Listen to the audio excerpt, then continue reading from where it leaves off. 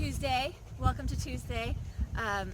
It's a beautiful, gorgeous day outside. If you can get outside, do it. If you can get outside and do some breathing, do it. Yesterday I talked about contemplation that leads to compassion, and I said that it was by Tilden H. Edwards, and it's actually, that person was the editor, and the actual author was Basil Pennington.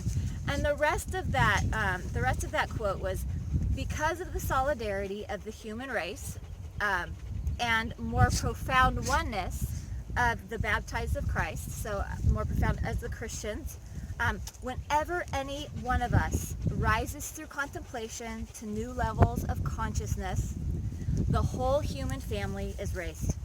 I really like this next part. Any bit of leaven will leaven the entire mass. And that just reminded me of so much of what's going on right now. Any bit of hope will give hope to the entire mass. So I encourage you to look for bits of hope, find bits of hope. Maybe continue to write in your gratitude journal. Continuing to do positive things, even when you don't feel like it. There's a quote by Muhammad Ali, and it was, and he was like, I hate to work out, but I'm working out now so I can be a champion forever. So that's kind of how it is right now. We're doing this stuff so we can do this healthy in a healthy and happy way later on.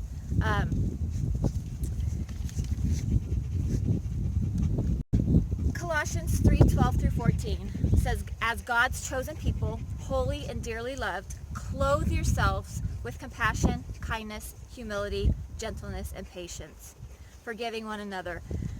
And all over these, I like it said, clothe yourself with those things. So it's like, okay, you're putting those things on. You're not just bringing them in. They are going to cover you. And then on top of that, your final coat, your shawl, your pashmina is going to be the love that binds them together. So love, that coat of love is going to bind all of that together and keep that all together. So again, it goes in with that whole leaven, unity, and finding that hope for maybe just for today, that hope maybe just for this next hour. I encourage you with that today. So let's go ahead and we will get to some breathing. So I love it. I've got the river back here. So maybe finding some space around you, making some space around you. And again, if you can get outside, then do it. So make a lot of space. You deserve a lot of space. You're doing this awesome self-care for you. So find your space and maybe moving your torso a little bit, getting that spine moving a little bit, getting those arms moving a little bit, maybe rolling those shoulders out and then rolling them a little bit forward, maybe those arms. And again, if you've got those shoulder issues, then moving it down here, moving it to where it feels best. Good, and then let's go ahead and inhale. And again, if you've got those shoulder issues, inhale to where it feels comfortable, and then exhale and press it down. I'm gonna go all the way, so inhale and lift this up. And let's exhale and press it down. And inhale and lift it up. And exhale and press it down. And many of you may be asking, like, okay, so why are we doing this breathing every day? Why is it the same thing every day? Building a habit. The breathing, building this habit, building this knowledge of how to breathe and how long to breathe, and the freedom of breath will help you so much in stressful times, in panic attacks, in flashbacks, in stress, like you're reading the newspaper or watching the news and suddenly you find yourself clenched. Begin to use your breath. Use the things that you're learning here. That is why we do this, is practice. We're practicing. It's your practice, guys. So again, let's inhale and sweep our arms up. And exhale and press it down. And inhale and lift it up. And exhale and press it down. And inhale and lift it up. And exhale and press it down. Nice. Roll those shoulders. Good. And roll them forward. Very nice. Let's go ahead and take our head and take it over to one side, imagining that chin can go all the way over the shoulder. And then take your eyes back and look back further. And then relax this other shoulder. Good, release that, and let's take it to the other side. Chin going over shoulder, eyes going back a little further. And then bring this back. Go ahead and drop your chin to your chest. As you're doing this, if it's available to you, chin is to chest. chest, clasp your hands behind and open up that chest. And as always, if you want to, you can hold a washcloth or a towel or a belt, or if you have a yoga strap, you can hold that too, if your shoulders won't let you go all the way. And we're opening that up, dropping that chin, and if it's available to you to go even more, maybe doing part of a forward fold. It's just allowing some inversion, your head going lower than your heart. This is super good for when you're all stuffy in your head, literally and figuratively. It will help release, clear that mind, clear those sinuses.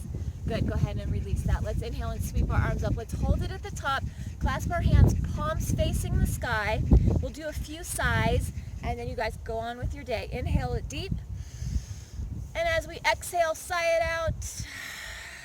And remember, there's no one around you, and if there is, who cares? Inhale it deep. Make that sigh really big. Exhale and sigh. Inhale it deep.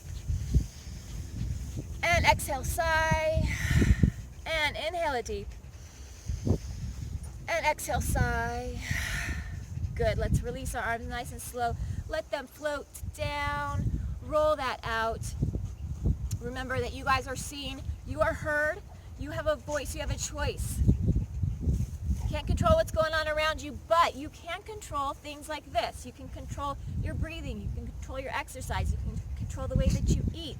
You can control the information you choose to take in, and you can control the words and the thoughts that you choose to speak to others. So I encourage you today, speak hope, be leaven, lift our whole humanity up, and we'll see you guys next time. Bye. So today's nature lesson, the mighty kern, or the killer kern. When it gets really, when the water gets really high, and not in this area.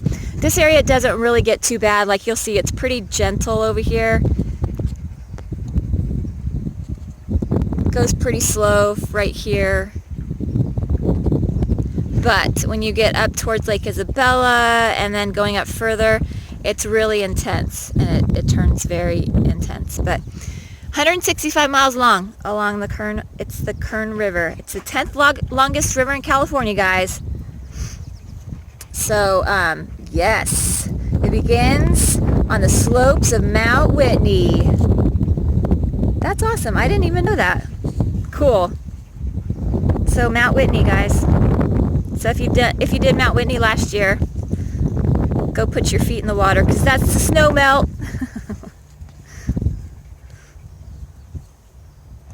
All right, there's today's nature lesson. Weirs and canals. The Lake Isabella Dam.